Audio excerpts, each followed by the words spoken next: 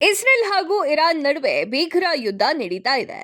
ಹೆಬ್ಜುಲ್ಲಾ ಉಗ್ರರನ್ನ ಸಂಪೂರ್ಣವಾಗಿ ಮಟ್ಟ ಹಾಕೋಕೆ ಇಸ್ರೇಲ್ 3 ದೇಶಗಳಲ್ಲಿ ಕಾರ್ಯಾಚರಣೆಯನ್ನ ನಡೆಸ್ತಾ ಇದೆ.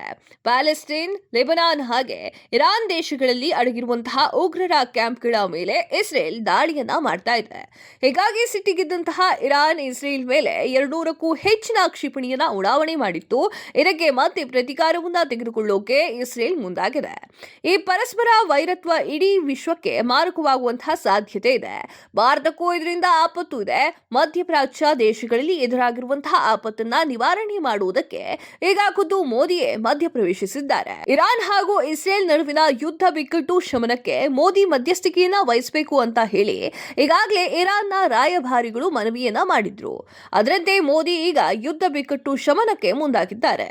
ಇಸ್ರೇಲ್ ಹಾಗೂ ಇರಾನ್ ನಡುವೆ ಯುದ್ಧ ಪರಿಸ್ಥಿತಿ ಸೃಷ್ಟಿಯಾಗಿರುವುದರಿಂದ ಪ್ರಧಾನಿ ನರೇಂದ್ರ ಮೋದಿ ಅವರು ತಡರಾತ್ರಿ ತುರ್ತು ಉನ್ನತ ಮಟ್ಟದ ಭದ್ರತಾ ಸಭೆಯನ್ನ ನಡೆಸಿದ್ದಾರೆ. ಈ ಸಭೆಯಲ್ಲಿ ಹಲವು ಗಂಭೀರ ವಿಚಾರಗಳ ಬಗ್ಗೆ ಚರ್ಚೆ ನಡೆಸಿದ್ದಾರೆ. ಪಶ್ಚಿಮ ಏಷ್ಯಾದಲ್ಲಿ ಸಂಘರ್ಷ ಹೆಚ್ಚಾಗುತ್ತಿರೋದು ಭಾರತದ ಮೇಲೆ ಯಾವ ರೀತಿ ಪರಿಣಾಮ ಬೀಳುತ್ತದೆ ಅನ್ನುವುದರ ಬಗ್ಗೆ ಚರ್ಚೆ ಮಾಡಲಾಗಿದೆ. ಇಸ್ರೇಲ್ ಹಾಗೂ ಇರಾನ್ ಸಂಘರ್ಷವು ವಿಶ್ವದಲ್ಲಿ ಹೊಸ ಆತಂಕವನ್ನೇ ಸೃಷ್ಟಿ ಮಾಡಿದೆ. ಯುದ್ಧದ ಕಾರ್ಮೋಡ ಇದೀಗ ಭಾರತದ ಕಡೆಗೂ ಕೂಡ ತಿರುಕೊಂಡು ಬಿಟ್ಟಿದೆ. ಇತ್ತೀಚೆಗಷ್ಟೇ ಅಂತಾರಾಷ್ಟ್ರೀಯ ಮಾರುಕಟ್ಟೆಯಲ್ಲಿ ಕಚ್ಚಾ ತೈಲದ ಬೆಲೆ ಇಳಿಕೆಯಾಗಿತ್ತು. ಇದರಿಂದ ಭಾರತದಲ್ಲೂ ಪೆಟ್ರೋಲ್ ಹಾಗೂ ಡೀಸೆಲ್ ಬೆಲೆ ಇಳಿಕೆಯಾಗಬಹುದು ಅಂತ ಹೇಳಿ ಅಂದಾಜು ಮಾಡಲಾಗಿತ್ತು. ಆದರೆ ಈ ಒಂದು ಯುದ್ಧ ಭಾರತದ ಲೆಕ್ಕಾಚಾರವನ್ನು ತಲೆ ಕೆಳಗು ಮಾಡಿಬಿಟ್ಟಿದೆ. ಅಲ್ಲದೆ ಪಶ್ಚಿಮ ಏಷ್ಯಾದಲ್ಲಿ ಸೃಷ್ಟಿಯಾಗಿರುವಂತಹ ಸಂಘರ್ಷದಿಂದ ಪೆಟ್ರೋಲಿಯಂ ಉತ್ಪನ್ನ ವ್ಯಾಪಾರ ಹಾಗೂ ಪೂರೈಕೆಯ ಮೇಲೆ ಭಾರೀ ಪ್ರಭಾವ ಬೀರುವಂತಹ ಆತಂಕ ಇದೆ.